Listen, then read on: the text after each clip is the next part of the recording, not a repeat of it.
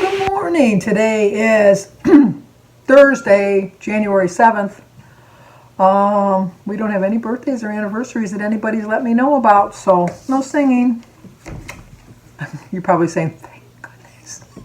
She's not going to sing today. Yay! I actually got up pretty early this morning. I got up at 9 o'clock. I went to bed at 1:50 and then just woke up naturally. And I thought, well, I might as well get up and start the day. And worked on my puzzle a little bit. And then just did my usual morning routine stuff. I was going to go and get my oil changed on my car because I need to get an oil change. What annoys me is the sticker that I go to the dealership so that they can keep a record of it. I bought my car in August of 2010. 10 years, 11 years coming this August. And I've always gone to the dealership to get the oil change, and so they always give you the little sticker and stuff. And then they set the reminder so that it'll show up every time you start the car that you need an oil change. And according to the little sticker they gave me, I still have another 1,500 miles to go before I need an oil change. But the little thing in the car keeps clicking that I need to get an oil change. Now I know that my car, I only have to get an oil change every 5,000 miles. But I think the reason my little clicker keeps coming on reminding me is it has been more than 3 months. But with COVID, I haven't driven anywhere. When's the last time you saw me do a car vlog? So that might be why it's doing it. So I thought, well, you know, what the heck, I need an oil change anyhow. I might as well go get one. But then I thought, I don't want to get up. Not get up, and I didn't want to go out.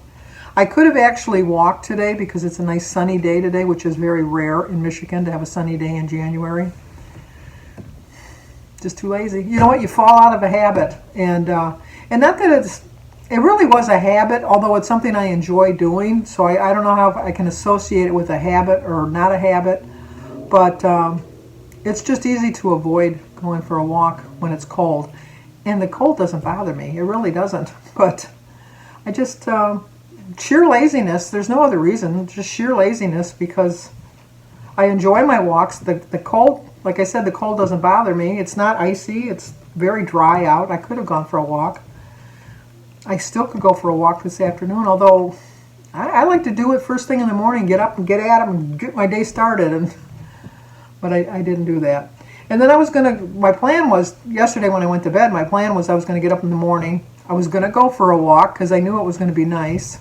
I was going to go and get my oil change, and then on my way back I have $20 in Kohl's cash. I was going to go brave it, put a mask on, and go into Kohl's. And then I thought, no, I think I'll just order something online. And then I found something online I wanted to get, and but then they want a shipping charge. And then I didn't think about it, but what I could have done is just done curbside pickup, because they do curbside pickup. So I might still do that, order it today, or order it tomorrow morning, or maybe even order it while I'm waiting for the dealership to do my oil change, and then pick it up on my way home. We'll see. It's not anything major. When I was making my fudge, my thermometer, because of the heat from the fudge, I had a oven mitt on when I was stirring because it gets very hot. And I was holding the thermometer with my other hand while I was stirring, because you got to keep stirring. This is how you stir, in case you didn't know. I was talking to my sister the other day, and I was like saying something, and I was showing her how I was doing it. And I said, oh, wait a minute, you can't see me doing that, can you? Because we weren't FaceTiming, we were just talking. But anyway, I dropped the thermometer into the hot fudge, and when I pulled it out, obviously it shot up like to almost 250 degrees or something like that. And I tried to clean it the best I could, but now it automatically has like 20 or 30 degrees on it. And I always test my chicken and my pork because I want to make sure it's done. For the longest time, my mother always told me you bake everything at 350 for an hour and a half. And I always did it like that. And then I thought, no, I don't think I need to do that. So I've kicked it up to 375, and it doesn't take as long. But I'd like to have a thermometer just to make me make sure that it's right. But so I had ordered a thermometer, and then I have this new fetish for socks. It reminds me of my mother. I told you my mother would just like, she'd be watching TV, and then she'd get up and say, I gotta go to the store, and then she'd come back and she'd have a pair of socks. So psychologically, I think that's why I have there's no way I need another pair of socks. There's just no way I need another pair of socks. But I found some socks that I liked, and I ordered them. So I'm probably going to get some more socks. And then what else would I order? I got the thermometer, that. Oh, a whisk. I needed a new whisk. My other whisk is kind of bent. So I ordered those 3 things. And then they're still in my cart because when I saw how much the shipping was, I thought, no, I'm not going to do that. It's like it's not free $20 then if I got to pay for shipping. But anyway,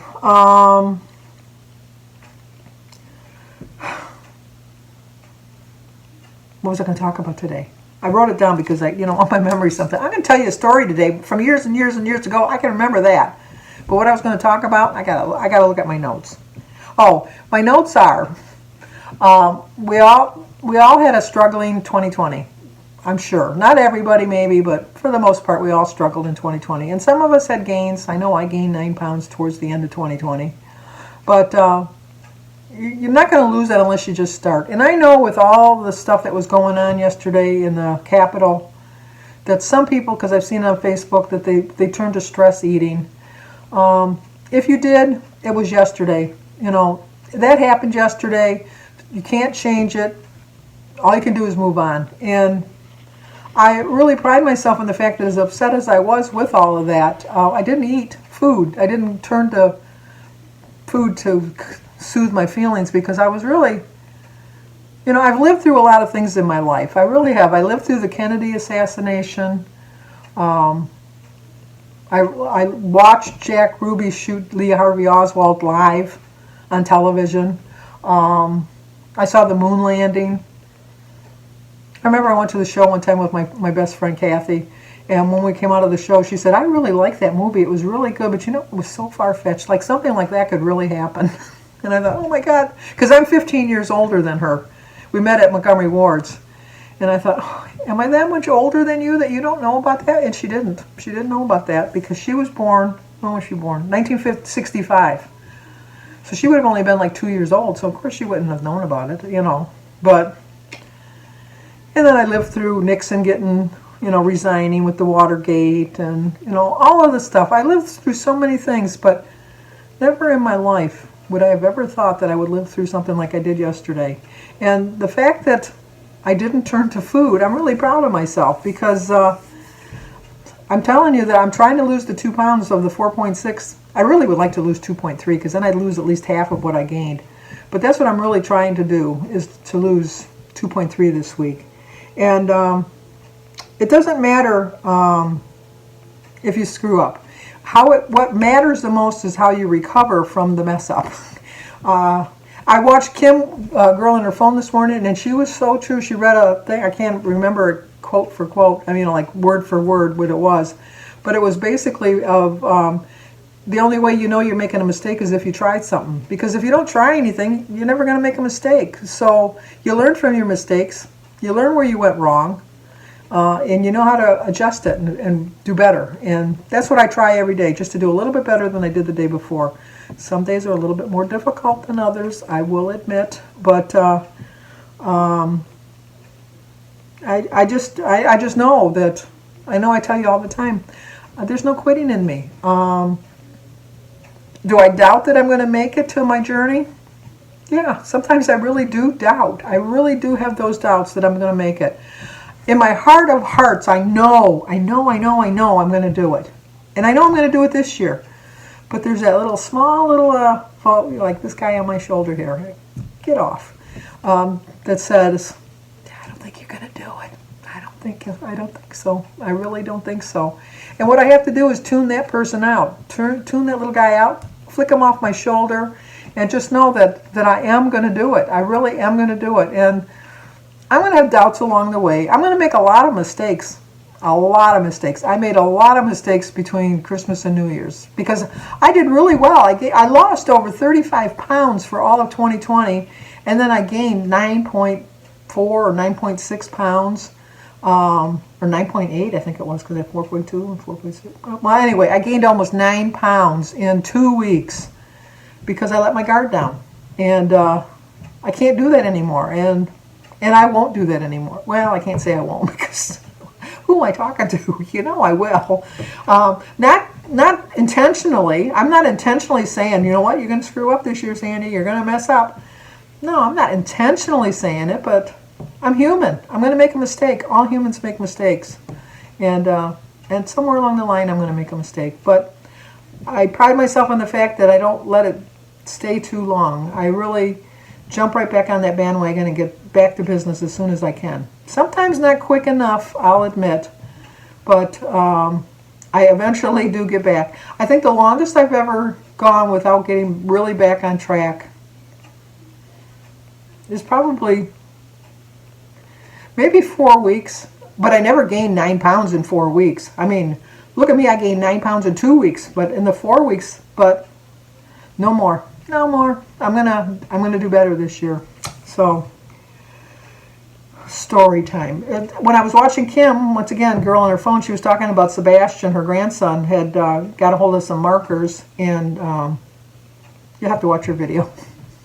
It's a cute video. It's today's video. It's her weigh-in video. So go over there and check it out. Well, I'll leave a link down below. Check out her channel because it was a cute story. And plus you get to see how she did on her weight loss this week too. Anyway, when Danny is my son and Holly is my niece. Holly was born on March 11th, 1977, and then Danny was born April 18th in 1977. So they were really close. They're very close even now. My whole family, we're all close. So they see each other all the time. They do things together. We just whatever. But they were inseparable. I think I have a picture of them when they were little because Holly got for Christmas. You'll see the little green suits that my sons hated. I always bought them a matching suit because, I don't know, back then you got really dressed up for Christmas. Not so much nowadays, but back then you went to the hilt and got all dressed up for Christmas. And I always got a suit to match for Danny and Jimmy. And this particular year I got a green suit for them with the little vest and the little tie. They were so cute. They're like little tiny little men. But if I have the picture, I'm going to put it right here.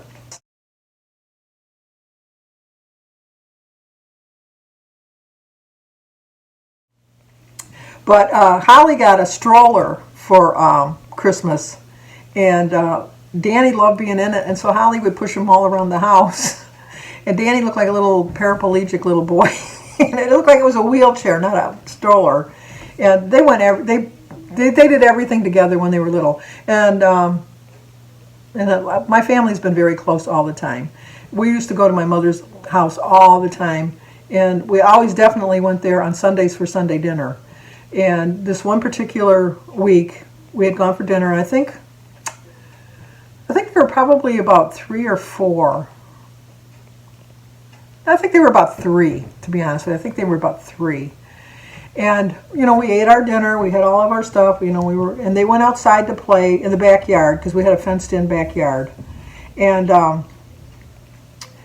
we were doing the dishes, and we just happened to look out the window, and the dog was running. My sister, we had 2 dogs. One was Odie and one was Sinbad. Sinbad was a collie, and Odie was like Odie, whatever kind of dog that was. You know, the cartoon Odie? That's why Mary named him Odie. But they were like running around, scurrying around, and we realized that the gate was open, obviously, because why else would the dogs be out? And so we went outside, and there was no Holly or Danny anywhere to be seen. So we went in the house to look for them. We looked all around in the house and we couldn't find them anywhere. We went into panic mode. And so we started a search party within the whole neighborhood, and we were like looking everywhere. There was a park at the corner of our street. You know, some people went down to the park. We walked around in the neighborhood. We went and knocked on doors. We couldn't find them anywhere. We kept looking back in the house to see if we could find them. We couldn't find them anywhere.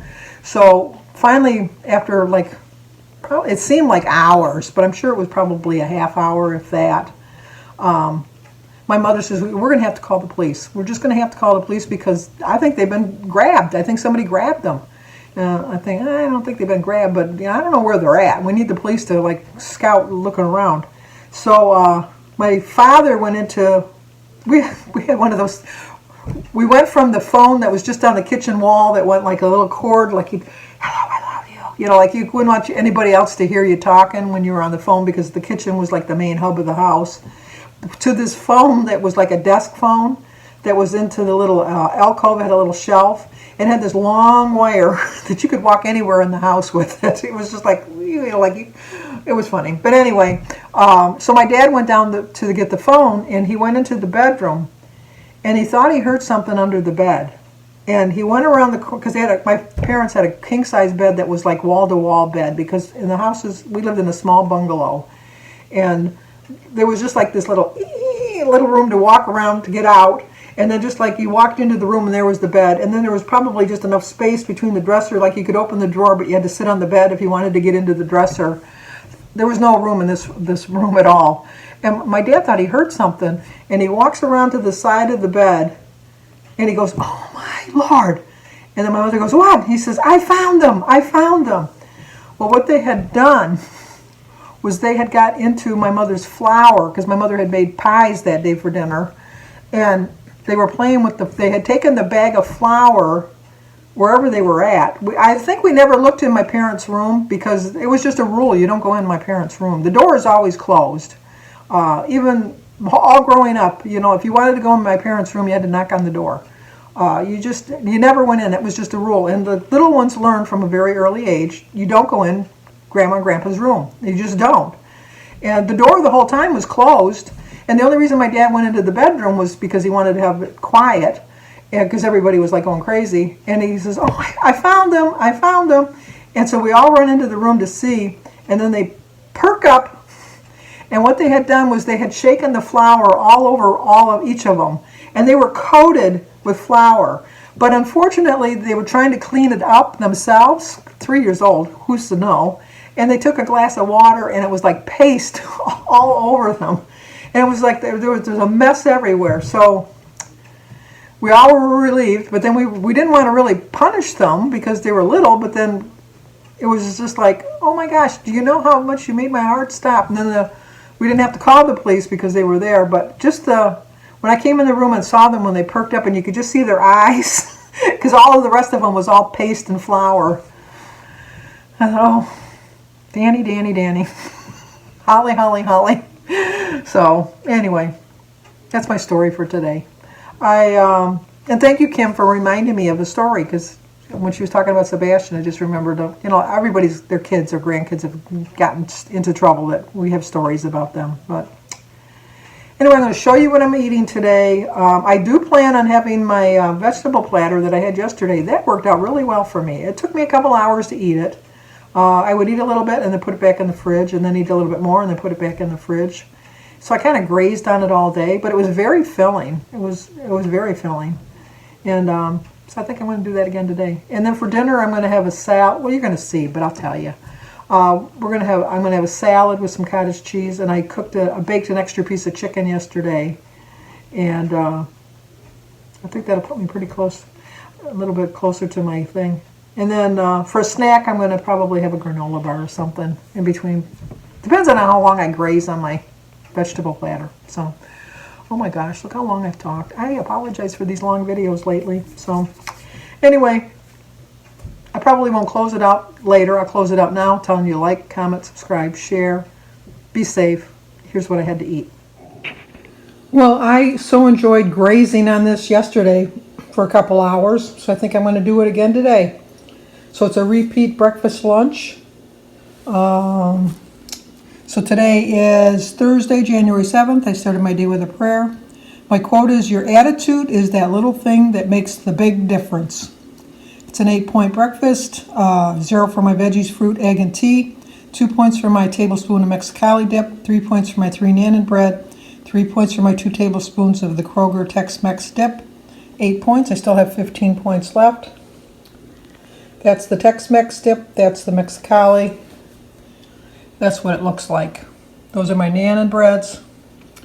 That's my Mexicali dip. And that's my Tex-Mex dip. And my hummingbird cup. Well, for dinner, I'm going to have a salad, cottage cheese, and some pineapple, and my imitation Starbucks lemonade, iced tea. It is a 12-point dinner. I carried my 1 point over for my cheese stick that I forgot to, did I do that? Oh, for my lunch. I didn't show you my lunch. I had a cheese stick, a granola bar, and a green apple. I forgot to show you, but that was 5 points. My dinner is 12 points for my salad, my chicken, my tea, and my pineapple. 3 points for my 2 tablespoons of dressing, 1 ounce of provolone, 2 points for a tablespoon of feta cheese, and 3 points for a half a cup of cottage cheese. It's 12 points, so I went 2 over. The cheese stick is just a carryover for, I forgot to put it for my breakfast. But there we go. I get by with 2 tablespoons of dressing because I mix the cottage cheese as part of a dressing. That stretches it a little bit farther.